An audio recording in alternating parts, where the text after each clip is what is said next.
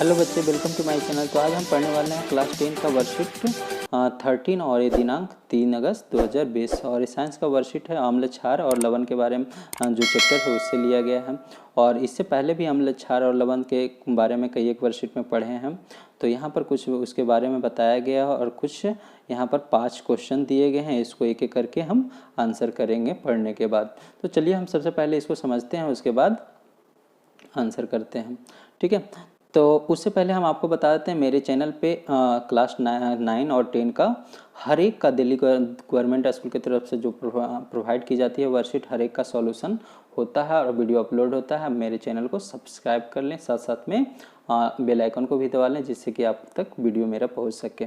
तो चलिए शुरू करते हैं। यहाँ पर देख रहे हैं पीएच स्केल के तो बारे में आप पहले भी इसके पहले वाले वर्कशीट में भी पढ़ा होगा कि पीएच स्केल पे जो ये एक स्केल होता है उसमें 1 से 14 तक का डिनोट होता है और बीच पे 7 होता है। यानी 7 से जो कम होता है उसको हम अम्ल बोलते हैं, 7 से जो ज़्यादा होता है पीएच वैल्यू जिसका, उसको हम क्षार बोलते हैं। ठीक है, तो यहाँ पर हम देख रहे हैं, यहाँ पर पहला में दिया गया है प्रबल अम्ल। इसके बारे में पिछले भी वर्कशीट में पढ़ा था कि प्रबल अम्ल, दुर्बल अम्ल, प्रबल अम्ल, ये वगैरह वगैरह। ठीक है, तो यहाँ पर पहले हम पढ़ेंगे प्रबल अम्ल प्रबल क्षार उदासीन बनाता है। यानी जब दोनों प्रबल मिलता है, प्रबल अम्ल और प्रबल क्षार, तो ये उदासीन बनाता है, जिसका पीएच वैल्यू क्या होता है 7। जैसे हम यहाँ पर देख रहे हैं हाइड्रोक्लोरिक एसिड है और NaOH सोडियम हाइड्रोक्साइड, ये आपस में बनाता है NaCl और H2O। ठीक है, तो ये नमक और जल। ठीक है, सेकेंड में यहाँ पर देखेंगे प्रबल अम्ल और दुर्बल क्षार। तो यहाँ पर देखिए प्रबल अम्ल है तो अम्लीय बनाएगा। ठीक है, तो यहाँ पर NH4Cl यानी इसको बोलते हैं अमोनियम क्लोराइड और जल बनाता है, और इसका जो होता है 7 से कम होता है क्योंकि ये अम्लीय होता है। ठीक है, थर्ड में यहाँ पर देख रहे हैं, यहाँ पर प्रबल क्षार और दुर्बल अम्ल। यहाँ पर प्रबल क्षार है यानी ज़्यादा मजबूत कौन है, क्षार है, तो क्षार प्रोडक्ट में क्या आएगा, क्षारीय आएगा, यानी क्षारकीय लवण। ठीक है, तो यहाँ पर देख रहे हैं दिया गया है यहाँ पे क्या दे रखा है 2NaOH यानी सोडियम हाइड्रोक्साइड और H2CO3, और यहाँ पर प्रोडक्ट में Na2CO3 जो कि, और ये पे H2O। ठीक है, और जो कि ये क्षारीय है, तो क्षारीय होने के कारण ये 7 से अधिक बना रहा है। ठीक है, यानी इसका पीएच स्केल के पीएच वैल्यू क्या होगा, 7 से अधिक होगा, यानी 7 से 14 के बीच में होगा, तो ये क्षारीय। चलिए हम यहाँ पर पढ़ते हैं। यहाँ पर देख रहे हैं खनिज लवण। प्राकृतिक रूप से क्रिस्टलीय नमक को सेंधा नमक कहते हैं। आपने देखा होगा सेंधा नमक को एकदम पत्थर के जैसा में। ठीक है, वो एक उसका क्रिस्टलीय रूप है। आपने सेंधा नमक को अपने मम्मी के द्वारा कभी कभी गला खराब होने के कारण कभी कभी गला साफ करने के लिए उसे देते हैं। आपने ये भी देखा होगा, किया भी होगा। ठीक है, चलिए यहाँ पर दिया गया है, यहाँ पर साधारण नमक से प्राप्त रसायन, यानी साधारण नमक से मिलने वाला कुछ रसायन है, उसके बारे में पहला दिया गया है सोडियम हाइड्रोक्साइड यानी NaOH। ठीक है, विरंजक चूर्ण, ब्लीचिंग पाउडर, इसी को विरंजक चूर्ण को ही हम बोलते हैं ब्लीचिंग पाउडर।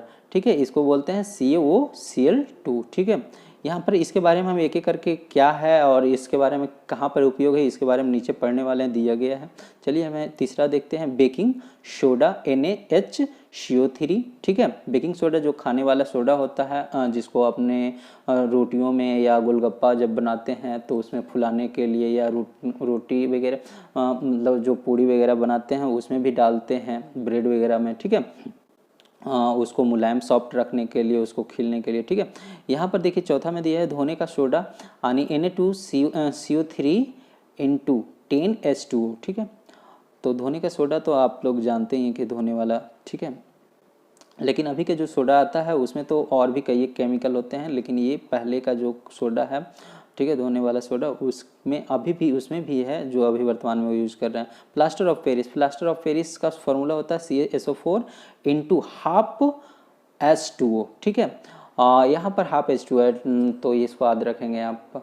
और इसका उपयोग जनरली आप जानते होंगे कि डॉक्टर जब मतलब किसी का हाथ पैर टूट जाता है तो उसको सही स्थिर रखने के लिए प्लास्टर कर देते हैं, तो वही होता है प्लास्टर ऑफ पेरिस। घरों में मतलब दीवार का पुताई होता है प्लास्टर ऑफ पेरिस से।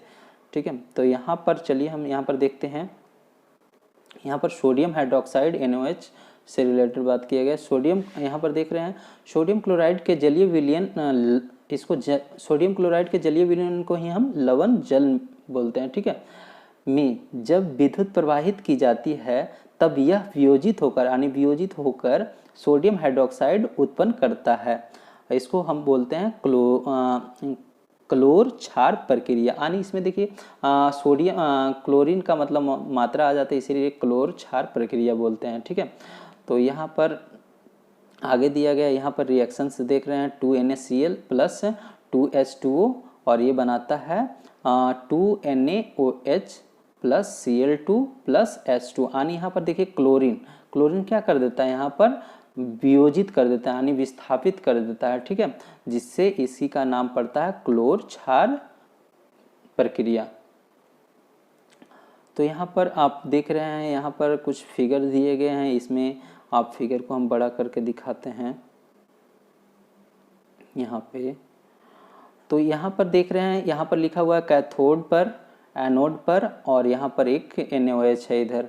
तो यहाँ कैथोड पर है हाइड्रोजन और एनोड पे है क्लोरीन, और इसके बारे में बताया गया है कि इसका यूज ईंधन के, हाइड्रोजन के बारे में ईंधन के, मार्गरीन यानी एक कृत्रिम प्रकार का एक घी होता है, उसको बोलते हैं मार्गरीन। खाद के लिए अमोनिया हाइड्रोजन का यूज करते हैं, क्लोरीन का तो जानते हैं। जल की स्वच्छता यानी इस जल को साफ करने के लिए स्विमिंग पूल में जो स्विमिंग पूल होता है उसको सफाई रखने के लिए भी क्लोरीन डालते हैं। PVC में यूज करते हैं, रोगाणुनाशक के रूप में इसका यूज करते हैं। CFC में यूज करते हैं, कीटाणुनाशक के रूप में इसका यूज करते हैं। यहाँ पर NaOH का यूज हमने धातुओं में ग्रीस हटाने के लिए करते हैं, साबुन और अपमार्जक कागज बनाने के लिए, कृत्रिम फाइबर वगैरह में हम NaOH का यूज करते हैं, ठीक है। यहाँ पर देख रहे हैं नीचे दिया गया है, यानी इन दोनों से जो बन के आता है हाइड्रोजन और क्लोरीन से, ये हाइड्रोक्लोरिक अम्ल, और यहाँ पर जो होता है क्लोरिक, और ये आपस में जब मिलेगा तो ये बनेगा विरंजक चूर्ण। और इसके हाइड्रोक्लोरिक का उपयोग यहाँ पर दिए रखा है कि हाइड्रोक्लोरिक अम्ल का उपयोग कहाँ पर होता है, तो इस्पात के सफाई में, अमोनियम क्लोराइड के रूप में, यहाँ पर औषधियाँ बनाने में, सौंदर्य प्रसाधन बनाने के लिए, ठीक है, घरेलू विरंजन आने, एक तरह से घरेलू काम में तो जो सफाई वगैरह में उसमें लेते हैं, वस्त्र विरंजन के, उसको सफाई करने के लिए। तो यहाँ पर उसके बारे में बताया गया है। यहाँ पर देख रहे हैं, यहाँ पर तो पहले ही बता दिया गया है कि एनोड पे जो होता है, यहाँ पर देख रहे हैं एनोड पर Cl2 यानी क्लोरीन होता है, यहाँ पर देख रहे थे एनोड पे, और कैथोड पर H2 गैस होता है। कैथोड पर ही यानी ये साइड ही दे पर NaOH विलयन बनता है। इसका उपयोग हाइड्रोजन का हमने अभी देखा ईंधन के रूप में, और हाइड्रोजन को भविष्य का ईंधन भी कहा जाता है, ये आप लोग याद रखेंगे, ठीक है। और मार्गरीन मतलब ये कृत्रिम मक्खन यानी कृत्रिम घी जो भी बोले। Cl2 जल की स्वच्छता, ये वगैरह जल की स्वच्छता। PVC जानते होंगे, एक प्लास्टिक का रूप है, पॉलीविनाइल क्लोराइड इसको बोलते हैं, ठीक है। CFC पहले ज़्यादातर फ्रिज में किया जाता था। CFC का मतलब होता है क्लोरोफ्लोरोकार्बन, ठीक है। तो इसका यूज पहले किया जाता था, जिससे ओजोन परत छेद होने के कारण इस पे प्रतिबंध लगा दिया गया है। अब इसका यूज बहुत कम होता है।